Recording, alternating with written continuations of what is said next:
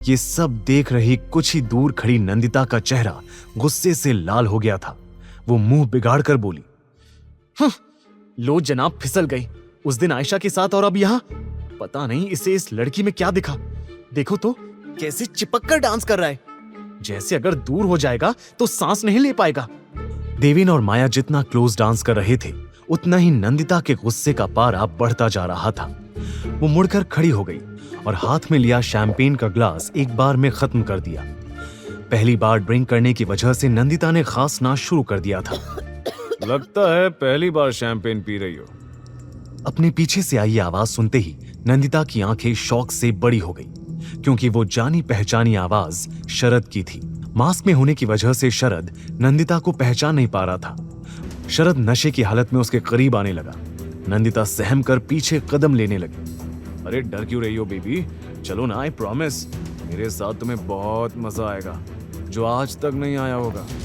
नंदिता पीछे जाते जाते अचानक से किसी से टकरा गई। बढ़ी हुई धड़कनों के साथ उसने मुड़कर देखा, पर वहां देवेन को देख उसकी जान में जान आ गई। वहीं उसकी आंखों में डर की झलक देखते ही ना जाने क्यों देवेन का खून खौलने लगा था।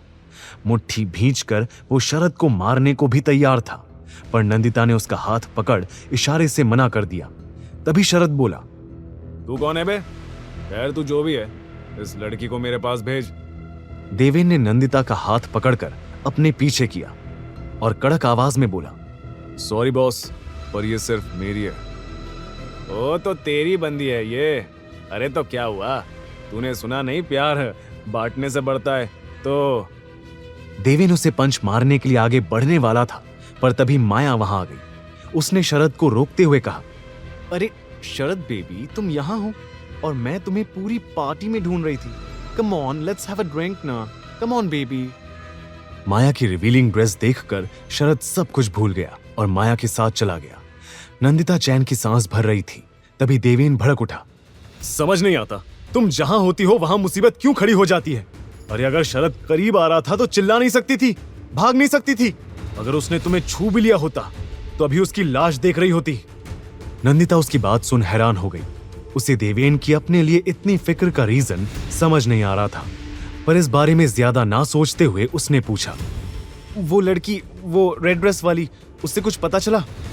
हाँ, माया ने बताया कि इस बंगले के सेकंड फ्लोर पर पहला रूम ही शरद का है। शरद वहां अपनी प्राइवेट पार्टी करता है। जब तक माया शरद को बिजी रख रही है, तब तक हम वहां जाकर अपना काम पूरा कर सकते हैं।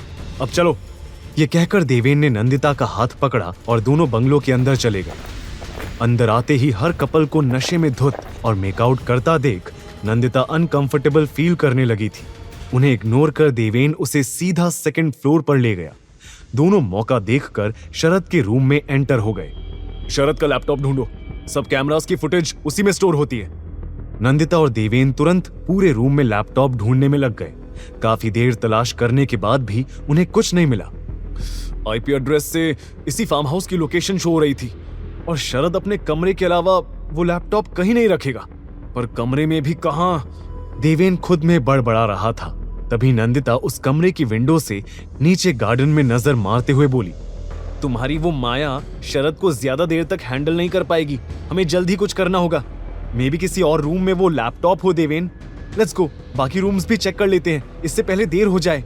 जाने से पहले देवेन ने एक आखिरी बार पूरे कमरे में नजर घुमाई और तभी उसकी नजर बुक शेल्फ पर जाकर रुक गई। ये बुक शेल्फ यहाँ? शरद शाह की प्राइवेट पार्टीज में किताबों का क्या काम? जरा देखूं तो शरद जी क्या पढ़ाई कर रहे हैं। ये कहते हुए वो तुरंत बुक शेल्फ में लगी हर एक बुक को चेक करने लगा। अचानक से उसके हाथ में भारी सी बुक लगी। देवेन ने उसे चेक किया, पर वो बुक असल में लैपटॉप ही था। नंदिता भी ये देख सरप्राइज्ड हो गई थी। कोई सोच भी सकता है कि बुक जैसा कवर लैपटॉप पर लगाकर उसे यूं बुक्स के बीच छुपाया जा सकता है। कम ऑन देवेन, अब इस पर हैकिंग का जादू करो और वो सब वीडियोस डिलीट। इससे पहले कि नंदिता अपनी बात पूरी कर पाती, फार्म हाउस में पुलिस के सायरन की आवाज गूंजने लगी। पुलिस? देवेन और नंदिता दोनों शॉक्ड हो गए। क्या देवेन अपने प्लान में फेल हो जाएगा? क्या हर बार देर से आने वाली पुलिस ने आज टाइम से पहले आकर देवेन को जीती बाजी में हरा दिया था? आगे की कहानी जानने के लिए देखिए अगला एपिसोड सिर्फ पॉकेट एफएम के यूट्यूब चैनल पर, और हीरोगिरी के सारे एपिसोड्स को सुनने के लिए डिस्क्रिप्शन में दी लिंक से डाउनलोड करें पॉकेट एफएम ऐप।